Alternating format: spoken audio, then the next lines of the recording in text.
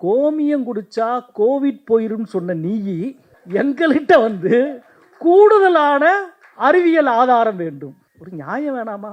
யாருக்கிட்ட யார் வந்து கேட்கறது? நீ யோசிச்சு பாருங்க. பண்டைய இந்தியாவில் பிளாஸ்டிக் சர்ஜரி இருந்துச்சு. அதனால தான் கணேசனுக்கு வந்து யானை தலையை பொருத்த முடிந்தது என்று பேசியவர் பிரதமர் நரேந்திர மோடி அவர்கள். அவருடைய அமைச்சரவையில் இருக்கிற ஒரு அமைச்சர் தமிழ்நாட்டுக்கு வந்து கூடுதல் அறிவியல் ஆதாரம் வேண்டும் அப்படின்னு நம்ம கிட்ட கேட்கிறார். இவர் பரவாயில்ல, ஏற்கனவே சுகாதாரத்துறை அமைச்சராக இருந்தாரு ஹர்ஷவர்தன். அவர் என்ன சொன்னார்னா, பண்டைய இந்தியாவில் விமான தொழில்நுட்பம் என்பது மிகச்சிறப்பாக இருந்தது, அதனால்தான் ராமாயணத்தில் புஷ்ப விமானத்தை நம்மால் பயன்படுத்த முடிந்தது அப்படின்னு பேசினார் அமைச்சராக இருந்தபோது. அது எங்கே பேச தெரியுமா?